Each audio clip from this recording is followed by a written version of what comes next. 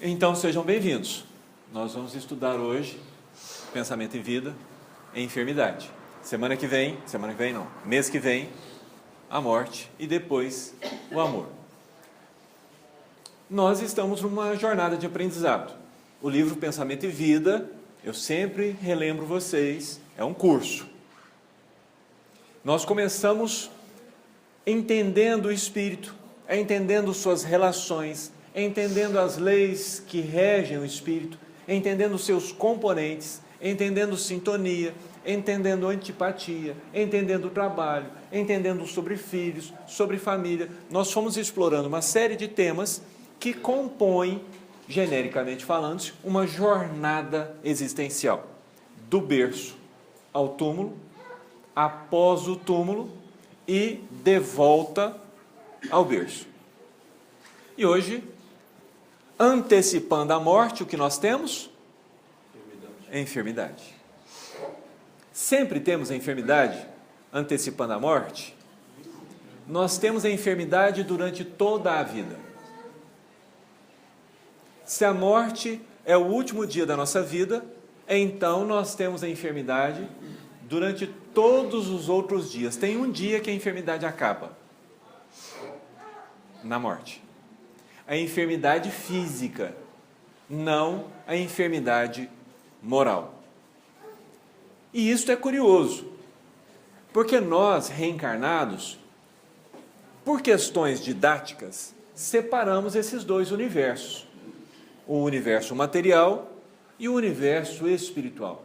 Nós separamos esses dois mundos como se fossem mundos distintos e segregados.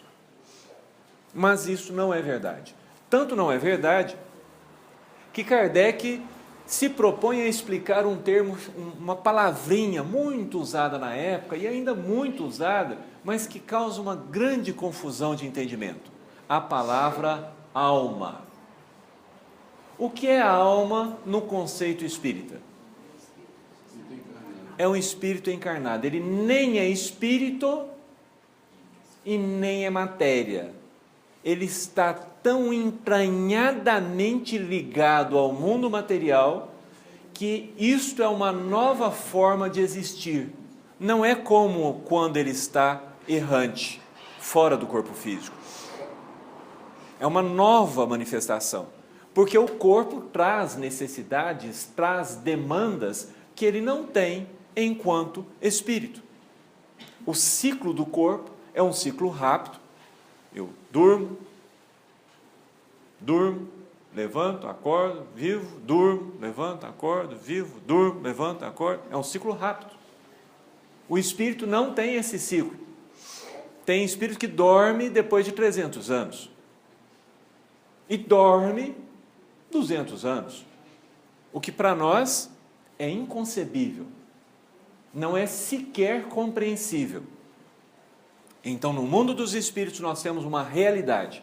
Enquanto encarnados, nós temos outra realidade. E quando nós estamos ligados ao corpo, o corpo demanda uma certa harmonia, um certo equilíbrio para que o espírito possa usá-lo como instrumento de progresso.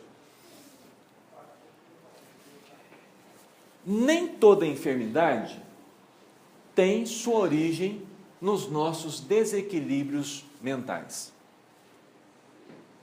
Mas todo desequilíbrio mental provoca um desequilíbrio físico, material, orgânico.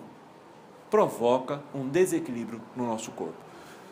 Só que os espíritos vão nos esclarecer antes de nós reencarnarmos, e agora depois de reencarnados, que a maioria esmagadora das enfermidades tem sua causa nos distúrbios emocionais.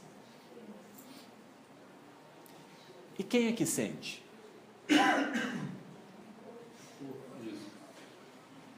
O corpo físico sente. Ele reflete. Quem sente é o espírito. E este sentimento destrambelha o nosso corpo.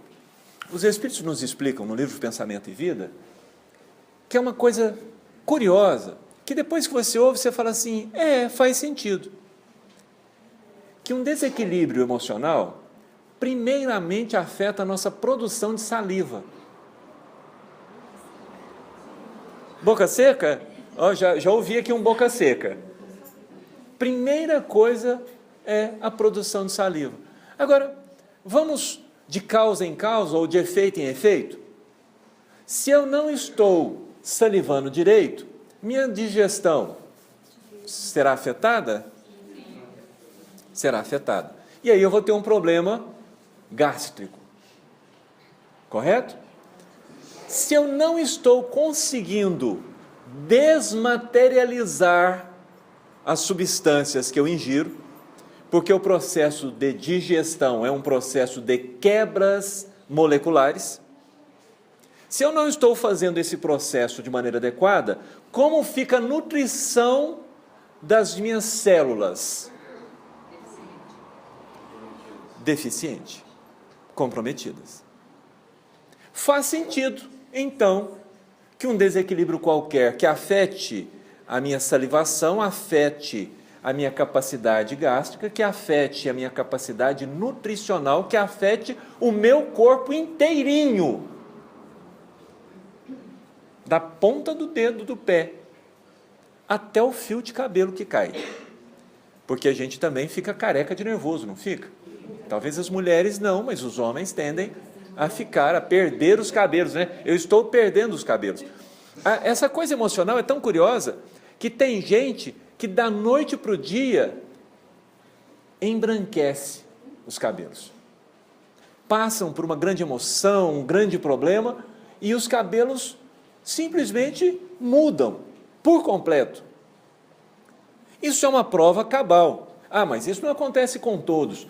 Isto de embranquecer os cabelos por causa de uma grande emoção, realmente não acontece com todos. Mas os problemas decorrentes do nosso martelar uma ansiedade, e os espíritos não usam essa palavra, martelar. Eles usam uma palavra que lembra o carinho que a gente tem com os nossos pets, com os nossos cachorros, com os nossos gatos. Nós amimalhamos, né? É um mimo, sabe? A gente pega aquele pensamento ruim que está dentro da nossa cabeça e a gente fica mimando ele. A gente vai mimando. O que acontece com o menino mimado? É boa coisa? Não, né?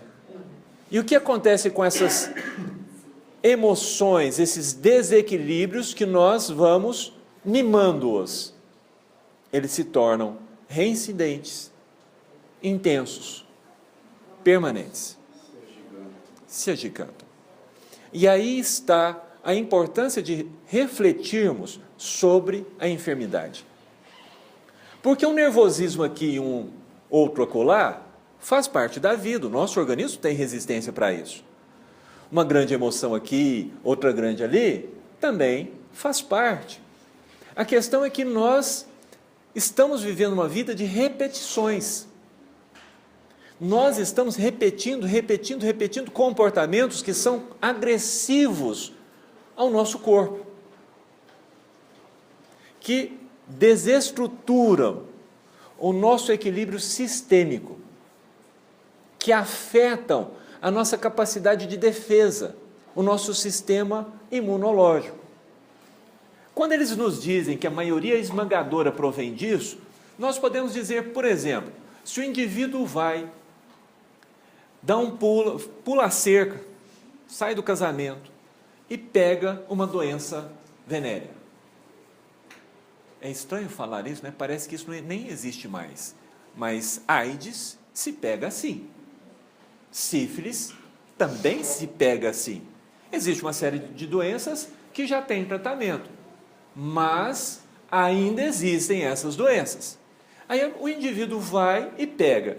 Será que nós podemos dizer que essa doença que agora está afetando o seu corpo e que muitas vezes vai deixá-lo nervoso, vai deixá-lo desgostoso, vai deixá-lo triste, dificilmente alguém vai ficar feliz de ter uma doença dessa. que essa doença ele pegou porque ele teve um desequilíbrio emocional? Não, foi sexual, não?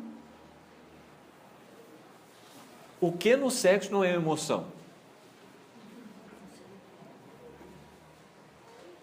Entendemos? Existem alguns comportamentos que fazem com que nós pensemos que a nossa doença está sendo pega sobre a perspectiva material. Por exemplo, eu começo a comer muito e engordo, sabe, aquela coisa assim, acima de tudo. Será que eu posso dizer que isso é físico? Porque afinal de contas eu só estou engordando porque eu estou comendo. Mas por que eu estou comendo desse tanto? Por que eu não parei no limite? Porque o corpo da gente avisa que a gente está passando os limites. Ele acena com dores, com sensações de mal-estar. Nosso corpo tem uma linguagem para avisar para nós que os limites estão sendo exagerados. Mas vamos lá, vamos para outra área. Eu agora estou malhando. Aí eu vou para a academia, né? E começo, e vou, e passo dos limites. Agora eu só ingiro proteínas, aqueles potões maravilhosos, cheios de proteínas selecionadas, né? E eu começo a comer só aquilo. Agora eu só como frango e batata doce. Percebam, eu começo a repetir, vou fazendo. E aí eu tenho problemas, eu lesiono os meus joelhos, ou lesiono as minhas juntas, porque velho, né, na minha idade, o que mais tem é lesão de juntas. Aí lesiona uma coisa dessa. Qual é a causa dessa enfermidade? Um desregramento. Falta de limite. Falta, às vezes, de raciocínio, falta de disciplina, falta de controle, falta de uma série de coisas.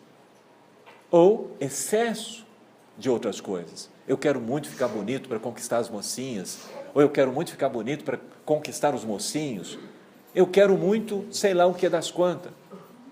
E nessas atitudes, nós vamos disturbando, desequilibrando os nossos sistemas que foram feitos para durar cerca de 120 anos. Então, todos nós que estamos morrendo com 60, 70, 80, 90, 100, a não ser que nós tenhamos morrido antes. Porque nós combinamos que porque nós tiramos a vida de pessoas naquela época muito importante, e agora a gente vai perder a vida naquele momento para a gente entender o valor que tem aquilo. Às vezes a gente não entende algumas expressões. Então, Jesus sempre contava uma parábola quando as pessoas tinham alguma dificuldade com o que ele estava dizendo. Vamos lá numa parábola. Eu, você, vou. Isso é verdade, viu, gente? Isso é verdade. Eu, você, vou. E isso é empolgante. Aí eu morro.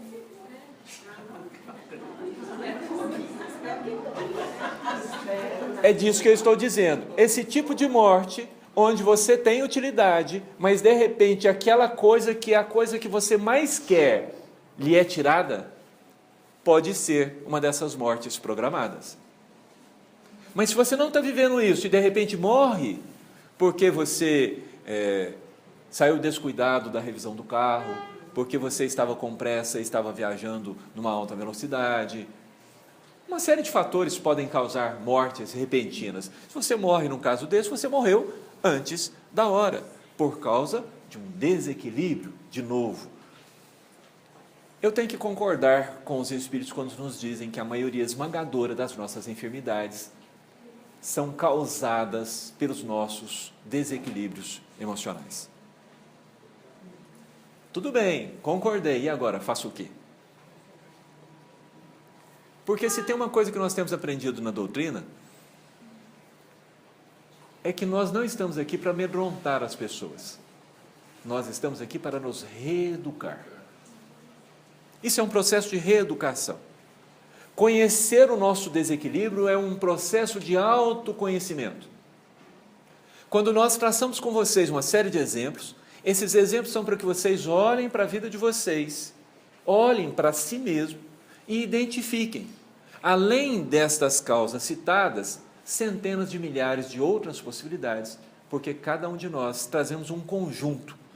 Provavelmente nós seremos capazes de identificar aquela coisa que é mais intensa na nossa vida e que nos provoca um maior desequilíbrio. Mas existem ainda outras cenas que nós precisamos tratar porque elas são sorrateiras. Por exemplo, a mágoa. Quem aqui, por favor, é uma pesquisa, e eu gostaria que levantassem as mãos, quem aqui já ouviu falar que mágoa é um dos fatores preponderantes na incidência de certos tipos de cânceres?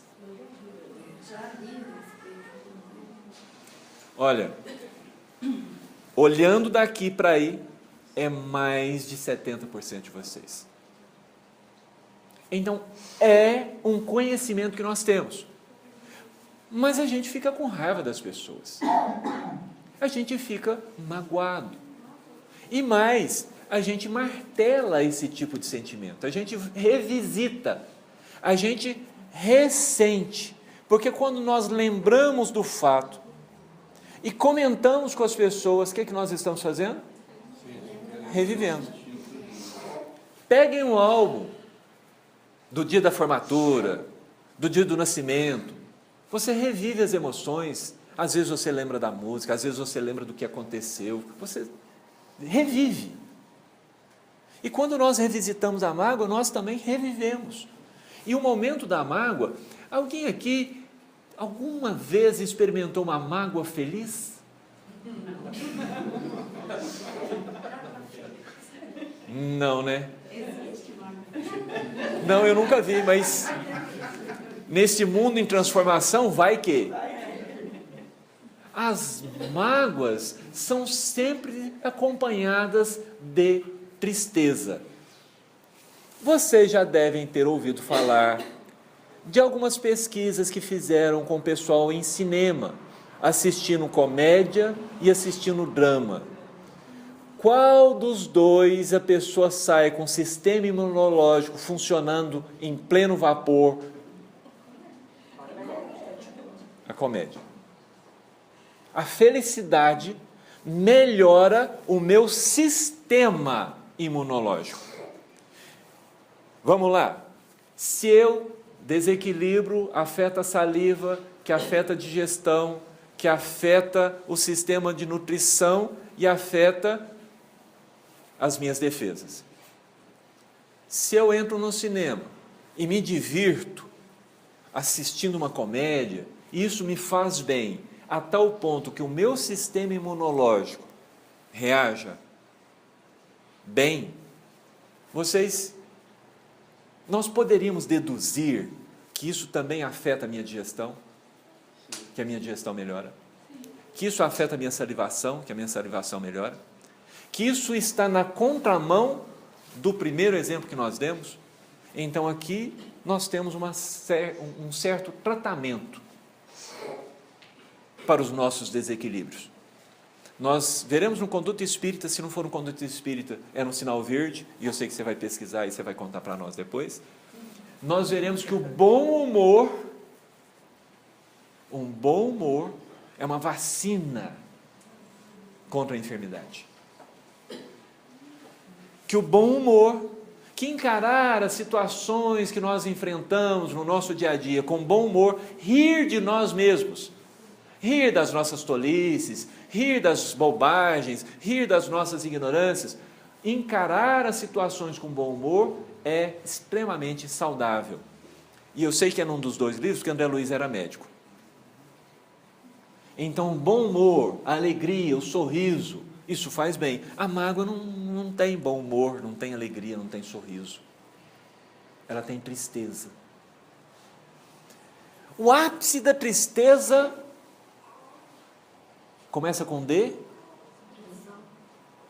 Depressão. O ápice da tristeza. E depois da tristeza, a loucura, o suicídio. que aí complica mais intensamente tudo. Porque eu destrambelho o físico mesmo à força. Não só no dia a dia, mas de uma maneira muito intensa. Isso vai reverberar sobre o espírito. Vai reverberar, porque vai afetar o perispírito. Então a mágoa, ela nos encaminha para processos depressivos, para processos de desequilíbrio, para processos de tristeza, para processos contrários à nossa felicidade. Quando Jesus nos propõe perdoar, é um mecanismo de proteção para nós. Quando Ele propõe para nós, vá e não peques mais, é um mecanismo de proteção para nós. Ele está cuidando da nossa saúde integral, completa, física e espiritual.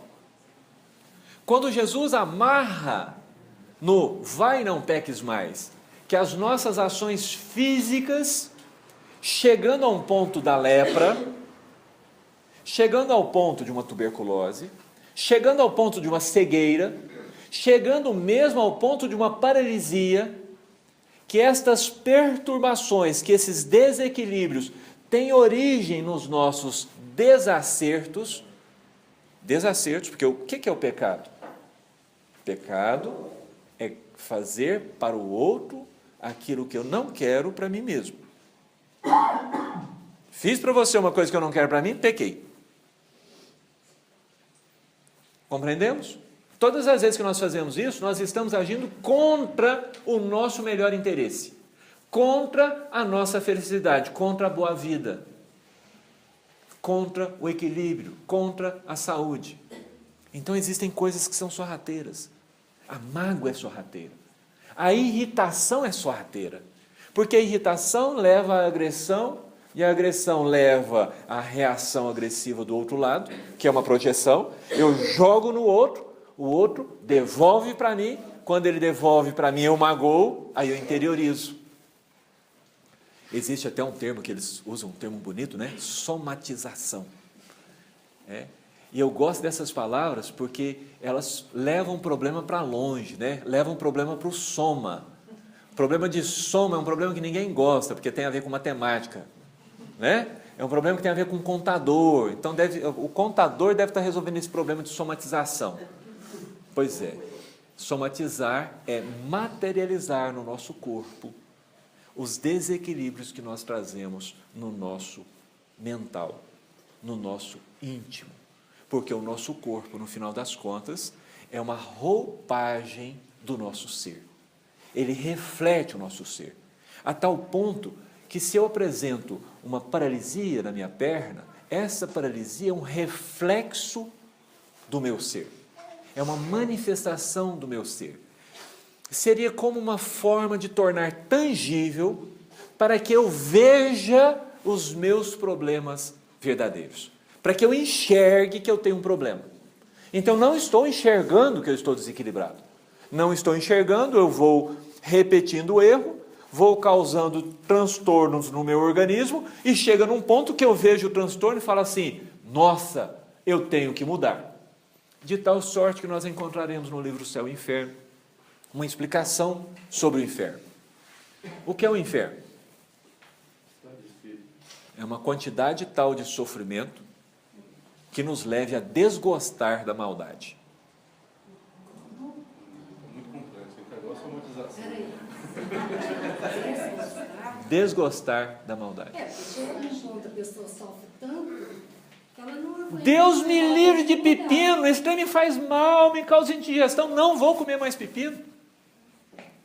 Ou pudim, ou café, ou qualquer coisa, chega, não aguento mais essa dor, todas as vezes que eu faço isso me dá dor, não é possível, eu vou parar com isso, e para, desgostou, cansou, não quer mais, mas existe uma outra forma de se lidar com isso, porque essa é a forma do teimoso, e eu acho que aqui em Patrocínio não existem teimosos, isso deve ser coisas lá da minha terra natal, Está no sinal verde. Sinal verde.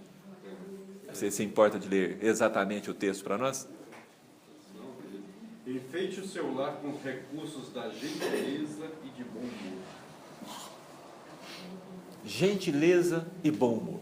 Isso faz bem para a saúde. Então, existe o processo do teimoso, que é esse que a gente conhece bem. A gente vai ralando tanto que chega uma hora que fala assim, não dá mais. E existe o processo do inteligente. E, pelo amor de Deus, não estou chamando ninguém de burro. Existe o processo do inteligente, que é aquele que raciocina e, observando, interrompe o processo sem chegar no limite. Você olha aquela galinhada maravilhosa, que só sua mãe sabe fazer. Tem que ser mãe, porque se for sogra, é tutu. A minha sogra faz um tutu maravilhoso. Mas pense naquela comida maravilhosa. Você chegou varado. Eu não sei se vocês sabem o que é essa expressão, mas tá vazio, tá ali, tá uma fome extraordinária. E olha para aquela galinhada. E vai e serve aquele prato serra, né? Serra negra. Você põe aquela serra e começa, e vai, e tá uma delícia, e põe uma pimentinha, e tá maravilhoso, e vai. Aí chega um momento que você pensa assim, nossa, eu já enchi. Metade disso já estaria suficiente para mim. Você começa a raciocinar antes. Você começa a pensar sobre o que você está fazendo. Você olha para o seu prato e fala assim, não, isso aqui é prato de trabalhador braçal, daquelas pessoas que descem carga de café, que precisa de muita energia física. Eu trabalho com menos energia do que isso, eu não preciso disso, isso é gula. E aí você não serve tanto, não come tanto. Que seja ansiedade. Sim, mas não enxerga que está errado. Sim, é esse o nosso desafio de usar a inteligência. De olhar para nós, olhar para nossas vidas e reconhecer as coisas que estão nos tornando infelizes. Jesus veio para a nossa felicidade. Ele veio para nos curar desses dissabores. Quantas vezes ele chamou a atenção do Judas?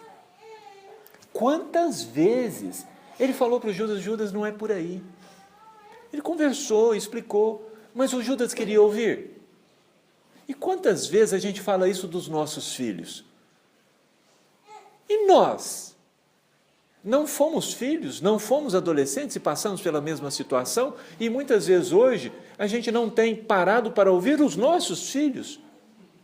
Pai, você não pode fazer isso. Pai, você precisa fazer isso. Pai. E a gente não ouve.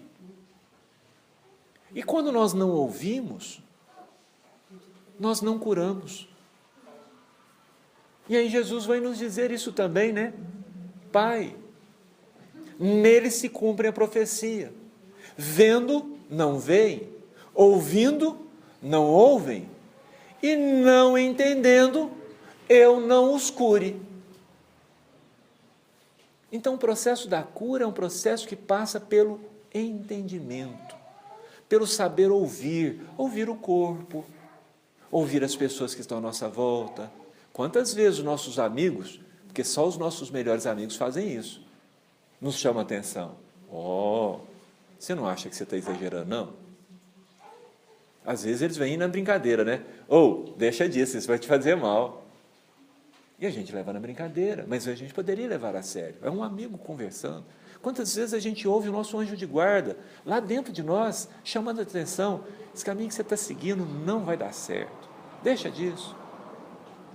Mas para ouvir nós precisamos da primeira das bem-aventuranças. Não é felicidade que nós queremos? Então, precisamos da primeira bem-aventurança. Precisamos subir o primeiro degrau, que é o da humildade. Sem humildade não tem audição. Não tem audição. Aparelho desse que a gente põe não resolve. É a humildade que precisa. São comportamentos morais. Eu tenho conversado com algumas pessoas e tenho comentado que nós estamos vivendo numa época curiosa. Eu olho para o passado da humanidade e vejo, ninguém escolhe nada. Eu chego hoje e vejo milhares de escolhas a todo instante. Eu diria que o mundo de regeneração tem isso de diferente do outro mundo. Você tem que mandar em você. Você tem que governar a sua vida. Você tem que assumir a sua vontade. Mas nós temos alguns comportamentos curiosos. Nós vamos comprar uma roupa e não vamos sozinhos. Alguém tem que ir para receber a culpa.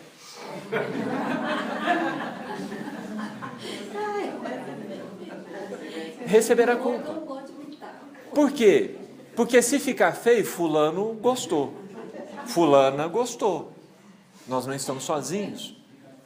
Nós não entendemos que no mundo de regeneração, a primeira das palavras é responsabilidade. Eu respondo pelos meus atos. É a habilidade de responder.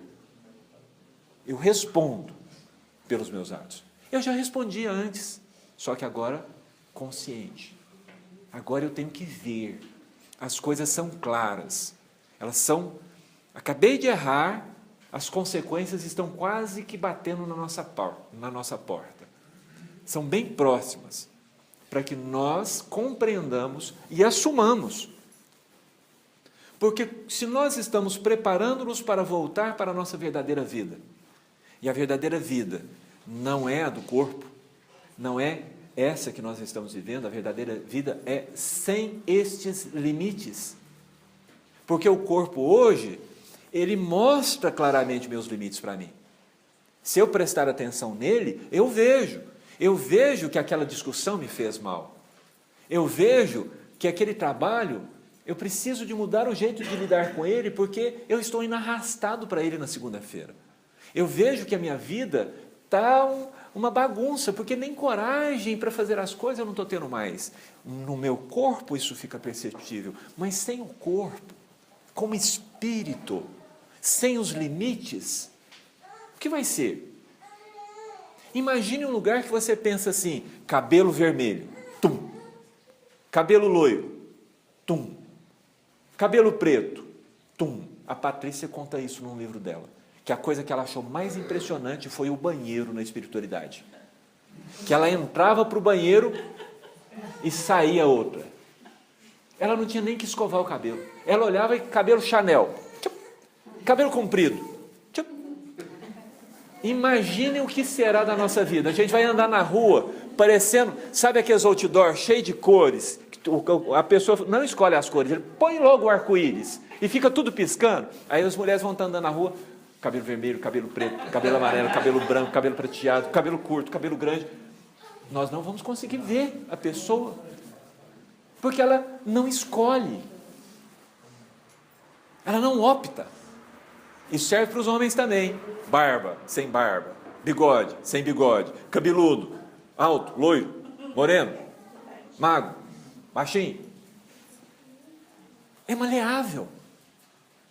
O corpo perispiritual responde aos nossos comandos mentais instantaneamente.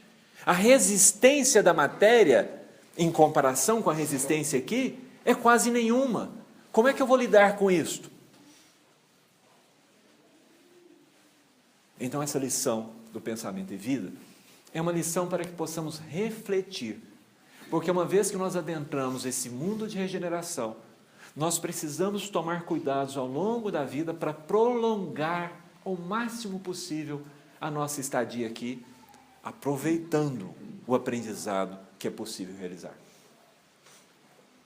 Porque no domingo que vem nós vamos ver a morte. E uma vez que nós entramos para um período de regeneração, nós vamos chegar do outro lado melhores do que quando nós nascemos. Melhores. E a cada existência nós teremos progredido mais, até dominarmos a última lição, que é a lição do amor. Mas hoje, o nosso desafio é enfrentar as nossas enfermidades, que começam, na sua esmagadora maioria, nos aspectos morais.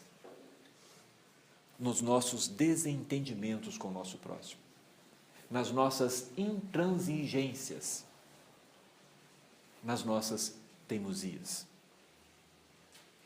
nas nossas decisões de não dar ouvidos ao Evangelho. o que nos mantém enfermos são essas coisas. Daqui a pouquinho. Diversas vezes eu pensei assim: como Jesus morreria? Como um espírito que lida com todas as situações de maneira equilibrada, que se importa intensamente com o outro, mas não tira a responsabilidade do outro, porque nós às vezes nos importamos e queremos viver a vida do outro. Nós não aceitamos que ele viva a vida dele. Nós exigimos que ele mude de vida, e isso provoca um grande desequilíbrio dentro de nós, porque isso é impossível. Então Jesus respeita essa vida alheia, essas escolhas que os outros fazem, tanto que ele vai até o final com Judas, e o Judas já está decidido, e ele continua tratando Judas da mesma forma, e nós sabemos, por mensagem de Humberto de Campos, que assim que ele está lá, saindo da cruz no mundo espiritual, ele chama o anjo da caridade e envia-o para socorrer a Judas. Então, um espírito que vive em equilíbrio. Os discípulos estão na barca, Nossa Senhora na época não tinha Nossa Senhora não. Eles estão lá, meu Deus, Moisés, nós estamos afundando, o trem aqui está feio, e aquele desespero, acorda Jesus olha para eles, vocês estão com medo de quê? Equilibrado. Gente, pensem bem, vocês num barquinho pititinho, aquele temporal para lá, para Irma sacolejando o barco, Jesus, no seu barco, vocês acham que você não ia estar em pavor, em pânico? Mas Jesus está no barco, ele tem o equilíbrio dele, nós não temos. O Chico esclarece isso bem para nós. Ele está num voo e o avião começa a sacudir demais, ele começa a gritar. Imagina o Chico gritando em pânico. O que o resto dos passageiros vão fazer? Morremos mesmo. Que o Chico vê o mundo dos espíritos, conversa com os espíritos, ele está gritando desse jeito, acabou. Estamos tudo morto. Ele se desequilibra. Então, Jesus não se desequilibra. Se ele não se desequilibra, que enfermidade que pega nele? Nenhuma. Como é que um homem desse morre? Não morre. É por isso que os espíritos vão responder: em que se transforma o espírito depois da sua última encarnação? Em espírito bem-aventurado, em espírito puro, espírito perfeito. Ele não está mais sujeito. Nada pega nele. Se ele olha para o indivíduo que está com lepra e cura a lepra do indivíduo, e se a lepra tentasse pegar nele? Não, ele passou ali e veio uma serra. Na época tinha serra, manual, mas tinha. E veio um tronco, caiu na perna dele, esmagalhou a perna dele. Gostou do barulhinho? E a perna está refeita. Como é que um homem desse morre? Como é que a gente vence a morte? Vencendo a enfermidade. Como é que a gente vence a enfermidade? Trabalhando dentro de nós. Eu vim e venci o mundo, dirá Jesus. Eu vim para que tenham vida em abundância, dirá ele também para nós. O que nós vamos fazer com vida em abundância? Adoecer? Arrastar uma vida miserável, cheia de dores, de nervosismos, de ansiedades, roendo unha para baixo e para cima? A unha que você come também faz mal para o estômago, tá? Não é só ansiedade. A unha que vai lá para dentro não é digestiva, não é digerível. Então, eu tenho que fazer uma escolha. O que eu vou fazer com a vida eterna que eu já sei que eu tenho?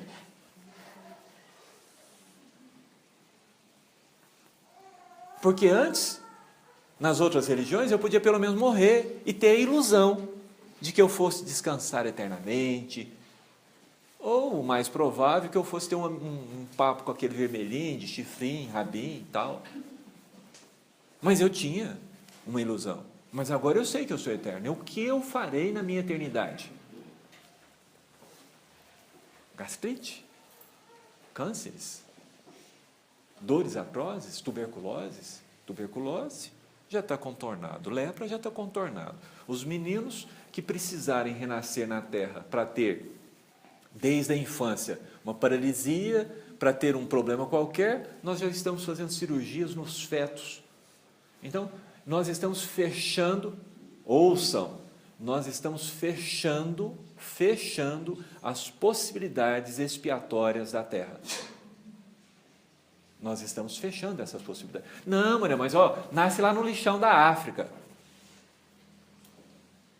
Por enquanto. Nós já estamos trabalhando também para eliminar os lixões da terra. E aí? Como é que eu vou lidar com um corpo incapaz de enfermar? Se eu desequilibro e não vendo o meu desequilíbrio, não sou capaz de lidar com ele? Resposta simples, lógica. Vou procurar um mundo onde tenha corpo que fique doente e aí, para mim aprender mais rápido, sem Neosaldina, sem antibiótico, arranca-dente na força. A Terra, 200 anos atrás. Vou reencarnar num mundo do jeito que era. Você vai realmente perder esse processo de mudança? Você vai deixar passar? Com todas essas informações que nós temos nesse livrinho pititinho, você vai deixar passar? Você vai escolher continuar do jeito que você é? Essa é a sua escolha mesmo? Isso é o melhor para você? É isso que você quer para você mesmo? Não é? Então, comece a mudar já. Comece a se tratar. Comece a se curar. Moralmente. Tudo começa dentro da nossa cabeça. O pensamento é vida. O pensamento é vida. Que a paz de Jesus nos fortaleça a todos. Pergunta. Então, dentro desse prisma, então, qual a necessidade da medicação? Eu não quero encarar meus problemas. Não, a pessoa já passou por uma transformação. Não, eu estou te respondendo. Para que é a medicação?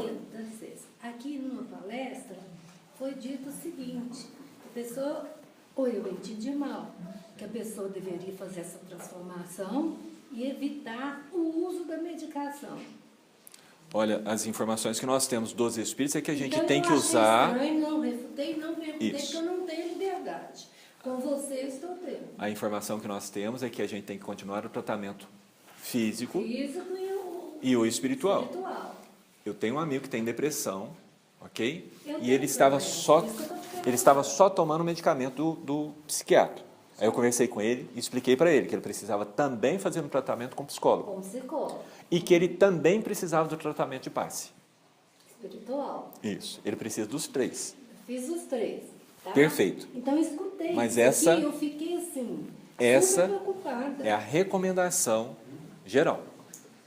A gente não abandona o tratamento físico e trata as outras coisas, porque o tratamento físico, ele tende a consertar ou minimizar Já foi estragado. os danos. Foi Isso. isso que a terapeuta falou. E aí comigo, a gente que eu trabalha, precisava fazer. e a gente trabalha nas causas para eliminar a reincidência. Você entendeu a minha pergunta? Sim, Porque eu fiquei entendi. preocupada, porque eu levei muito tempo para aceitar e me transformar. Sim. Então, hoje, eu tomo medicação, Sim. tenho medo, e tem muita coisa buzinando na sua cabeça, você não precisa disso, você é uma pessoa maravilhosa. Eu sei que não, que eu vou falir, tá? Eu ainda não mudei o que eu deveria. Mas ao ouvir isso aqui, eu fiquei em dúvida. Depois de 15 anos, me veio essa dúvida, porque eu vi que nessa casa... Não tenha dúvida, porque a gente tem que raciocinar e você viu que você precisa dos medicamentos e que eles fizeram diferença. Porque foi a terapeuta E, ó, que me levou a usar só- a medicação e aqui dentro dessa casa. Só para reforçar, ontem mesmo eu tomei uma Neosaldina, porque eu estava com dor de cabeça. Neosaldina também, meu filho? Sim, Tem mas para nada a dizer ver. que o remédio tem a Não, sua o ação Simão, e a sua importância. O Simão lidou uma época e a gente assistia e ele falava, gente, não deixe a medicação terreno. Não deixe. Ainda é assim. Quando a gente tiver superado os nossos desequilíbrios, aí a medicação ela vai ser desnecessária, mas isso quando nós superarmos. Enquanto não, nós precisamos da assistência. Não só da assistência do medicamento, como da assistência dos amigos e da doutrina. É um conjunto. É um conjunto. Só uma contribuição. Mágoa, eu aprendi também que é mágoa, água má. Água má. Então, quando você ingere uma água Suja. suja, podre, aquelas coisas, você traz para dentro de si. Compromete Essa tudo. podridão, você compromete você. Então, você lembra de mágoa, água sagrada, Água sagrada. pura. Meus amigos, até o mês que vem. Mês que vem, morte, Que Mas- estejamos vivos. estaremos todos juntos e depois o grande finale, que é o amor. Queremos agradecer mais uma vez a oportunidade de Manuel Tanceiro de Bernardo para trabalhar conosco esse livro. Então, cenas para o próximo capítulo. Morte.